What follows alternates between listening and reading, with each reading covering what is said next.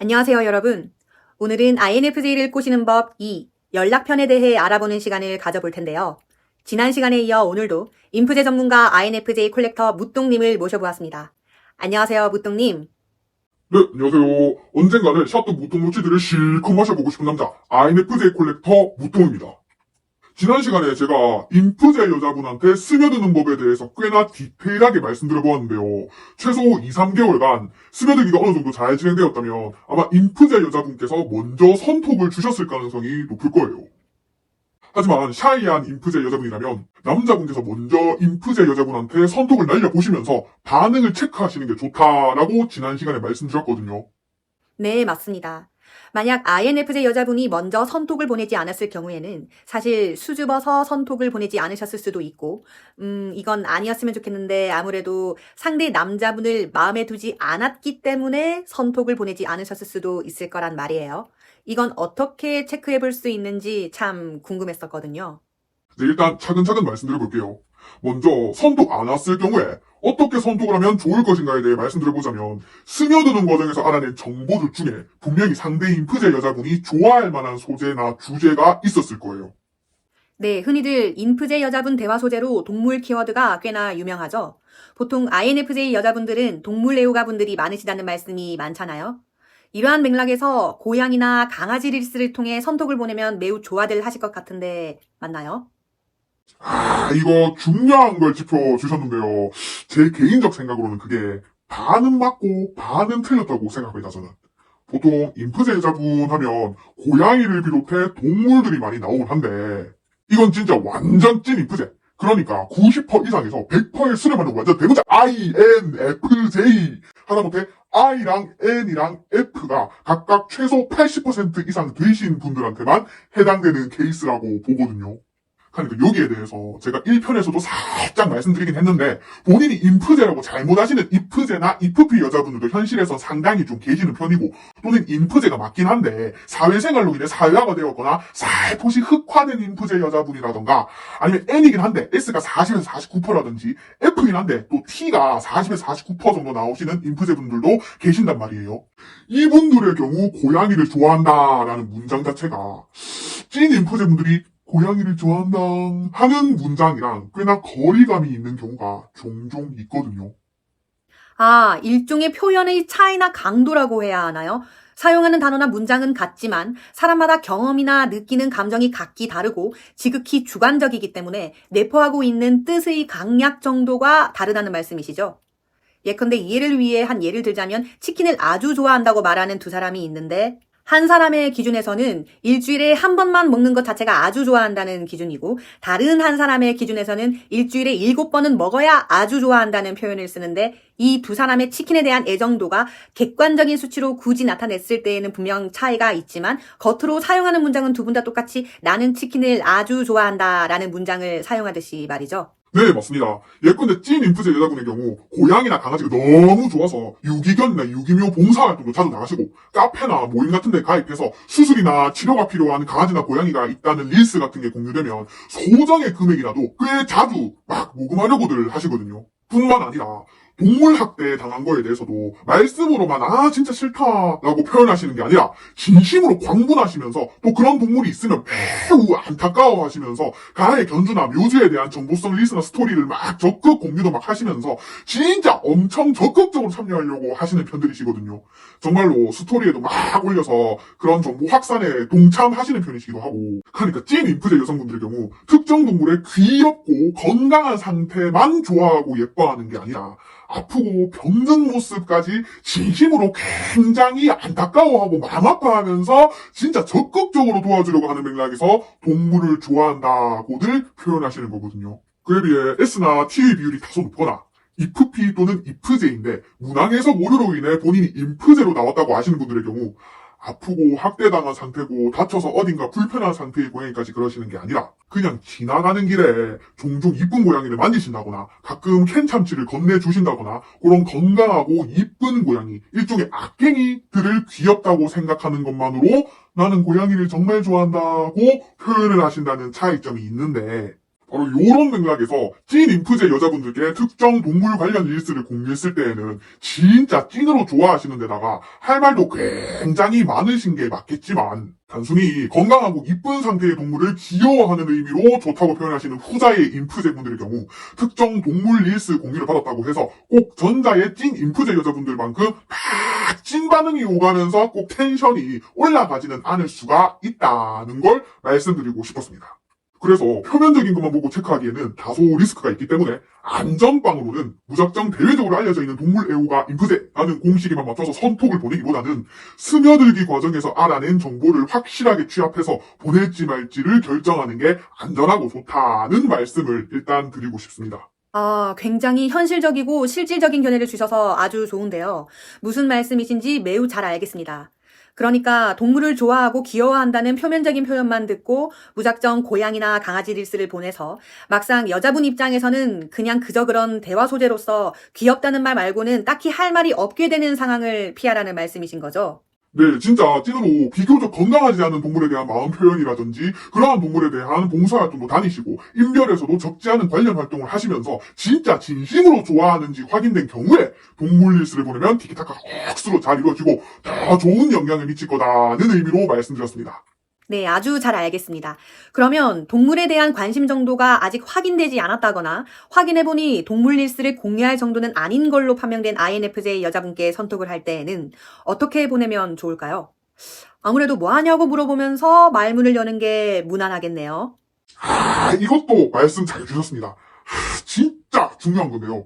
인프제 여자분들한테는 뭘, 자니? 와 같은 류의 톡은 가급적 보내지 마시라고 당부해드리고 싶어요. 진짜.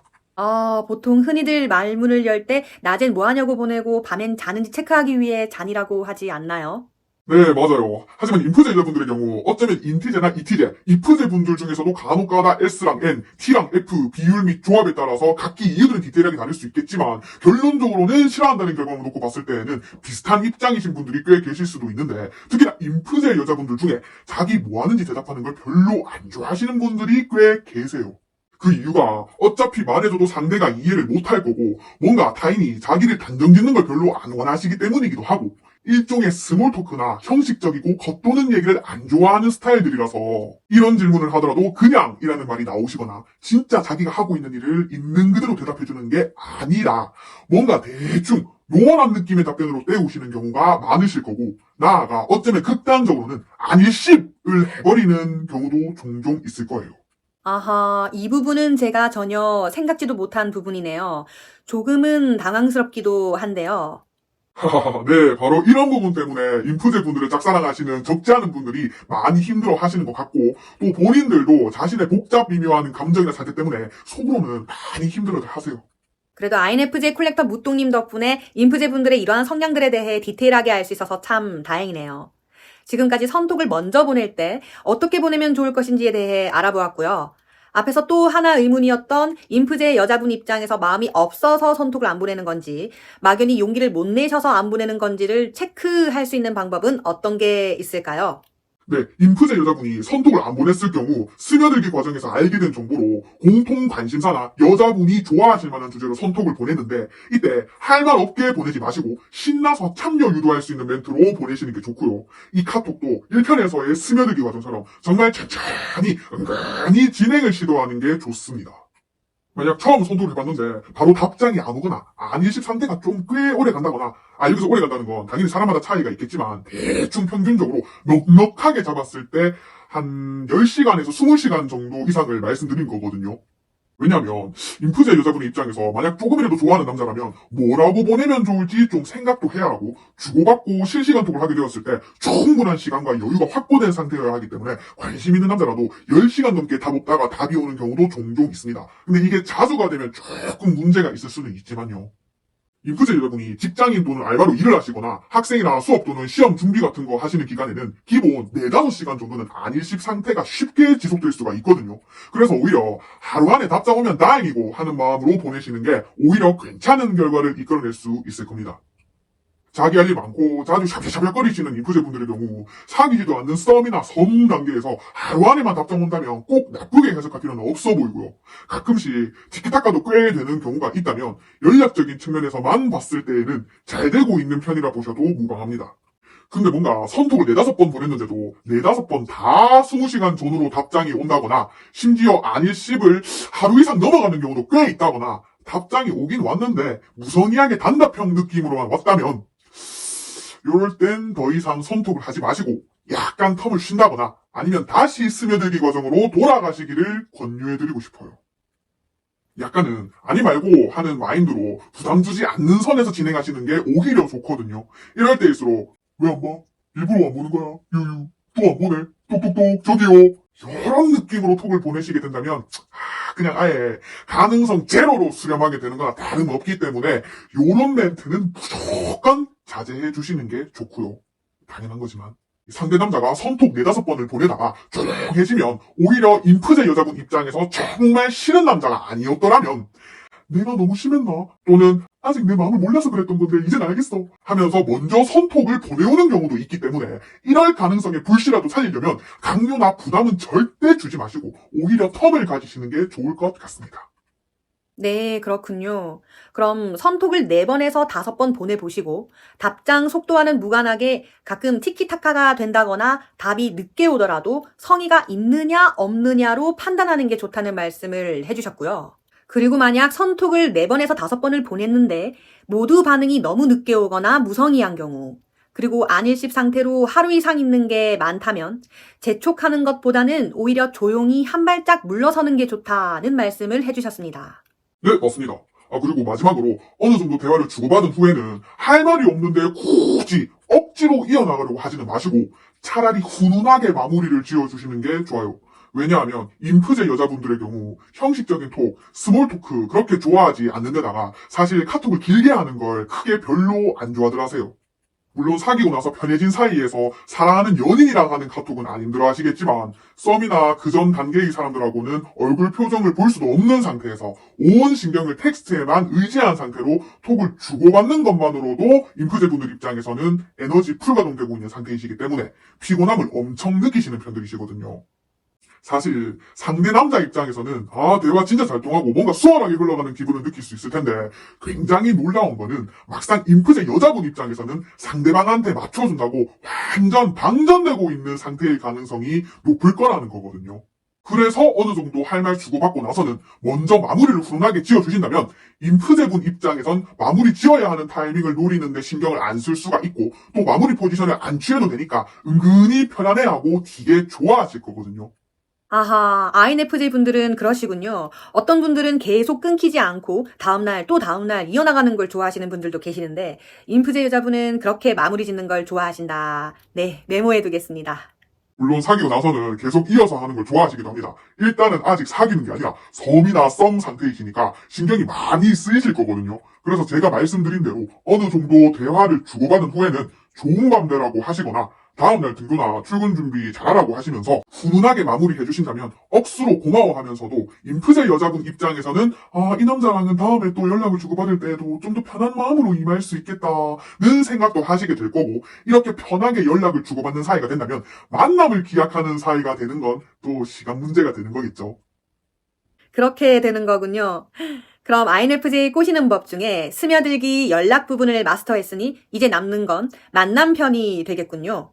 네, 맞습니다. 솔직히 여기까지 오면 거의 70-80%까지는 온 거나 다름없다고 생각합니다. 사실 만남에서는 치명적인 실수만 안 한다면 거의 그린라이트를 볼 수 있겠죠. 하지만 또 만난 상태에서 엎질러버리면 여태껏 잘 쌓아온 70-80%를 한 번에 무너뜨리는 상황도 초래할 수 있기 때문에 또 간과할 수 없는 단계이기도 합니다. 이건 다음 편에서 이어서 말씀드리겠습니다. 네, 오늘 아주 INFJ 꼬시는 법 중 연락 파트에 대해서 인프제 전문가답게 매우 디테일하고 꼼꼼하게 설명해주신 무똥님께 감사드리고요. 다음 시간에는 INFJ 꼬시는 법 3편 만남 파트에서 또 뵙도록 하겠습니다. 이 영상을 보시고 도움이 되셨다면 구독과 좋아요 한 번씩만 부탁드리겠습니다. 그럼 다음 시간에 뵙겠습니다. 감사합니다. 네, 다음 시간에 또 뵙겠습니다.